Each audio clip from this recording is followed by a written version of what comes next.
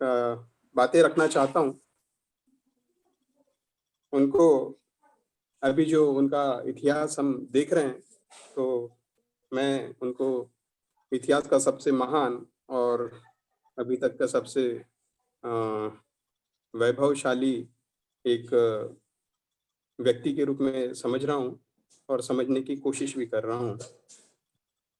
अशोक महान ने अपने शिलालेख में आदेश में उकेरा कि उनके अधीनस्थ अधिकारी और प्रदेशक अर्थात जिलाध्यक्ष एवं राजू का अर्थात ग्रामीण अधिकारी के साथ मिलकर हर 5 साल में राज्य के सभी क्षेत्रों में जाकर अशोक की नीति का प्रचार प्रसार करेंगे।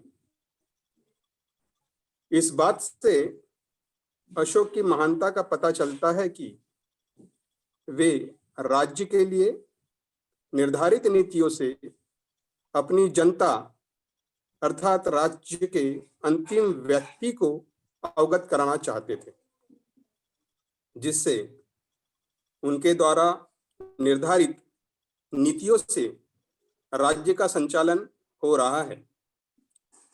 इससे जनता आश्वस्त होती थी और अपने प्रियदर्शी अर्थात देने वाले राजा के प्रति जनता के मन में प्रबल निष्ठा और आत्मविश्वास का निर्माण हुआ। किसी भी राज्य के राजा द्वारा इस तरह से कार्य करना इतिहास में मील का पत्थर साबित हुआ।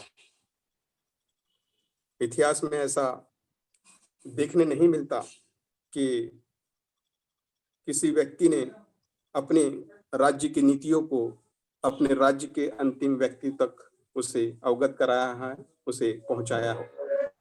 Shivcharan okay sir, 1 minute sir, मैं बीच में हर्डल कर रहा हूँ। एक तो आपका चेहरे पर अंधेरा है, तो सामने से एक तो लाइट जला लो और आप जरा पूरा फोटो, हाँ आप फोटो आवे पूरा, सामने से लाइट जला लो 1 मिनट आप।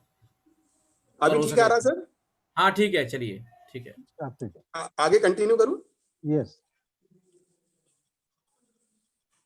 इस प्रकार राज्य के राजा प्रशासन और आम जनता के बीच समन्वय स्थापित हुआ।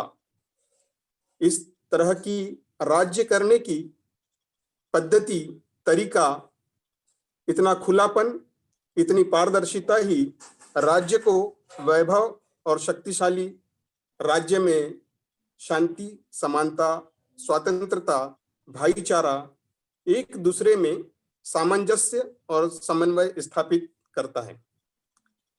इतिहास में अशोक महान का समय स्वर्णिम काल, गोल्डन एरा ऐसे ही नहीं कहलाया जाता, जहां अशोक महान अपनी नीतियों को अंतिम व्यक्ति तक ले जाने के लिए समस्त अधिकारियों को उनका नियोजन करते हैं। अपितु वे अधिकारियों द्वारा ही नहीं, अपितु शिलालेखों के द्वारा भी उनमें उनके आदेशों की निरंतरता बनाए रखने के लिए उन्होंने अपने शिलालेखों में भी अपने आदेशों को उकेरा, ताकि लोगों में कोई भ्रम निर्माण ना हो। अपितु इसके आगे भी उन्होंने 4 कदम आगे बढ़कर समस्त जनता को समान शिक्षा का अधिकार प्रदान किया, जिसमें कला, विज्ञान, वाणिज्य और समस्त प्रकार की कलाओं के साथ खास कर सोच विचार करने का कौशल निर्माण किया, जिससे जनता स्वयं का विकास, परिवार का विकास और अपने उन्नति के साथ साथ समस्त राज्य के विकास में कारगर साबित हुआ। और उस वक्त समस्त एशिया या यूं कहे समस्त विश्व में सबसे प्रगत और वैभवशाली राज्य अशोक महान का था। उस समय विश्व का सबसे ज्यादा जीडीपी हमारे महान अशोक के राज्य का था।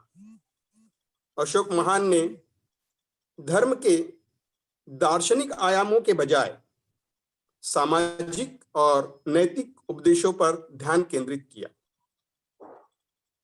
अशोक महान इसलिए मेरी नजर में और भी अधिक महान है कि जो स्पष्ट रूप से कहते हैं कि प्रसिद्धि और वैभव की कामना की निंदा करते हैं, और धम्म अर्थात शिक्षा जिससे व्यक्ति का विकास हो, ऐसी शिक्षा की लोकप्रियता पर जोर देते हैं। उन्होंने कोई भी कार्य अपने प्रसिद्धि पाने के लिए नहीं, अपितु अपने प्रजा का पिता होने के नाते किया। जैसे एक पिता अपने बच्चों की देखभाल के लिए अपने प्रयत्नों की और अपने कोशिशों की पराकाष्ठा करता है, इसलिए मेरी नज़र में अशोक महान एक महान राजा हुए और वे अपने जनता के लिए एक प्रियदर्शी देवता समान अर्थात देने वाला राजा बन पाए। Thank you sir. जय Bhim. Okay, thank you Shivcharan okay साहब, थैंक यू। प्रियंका जी को 1 मिनट में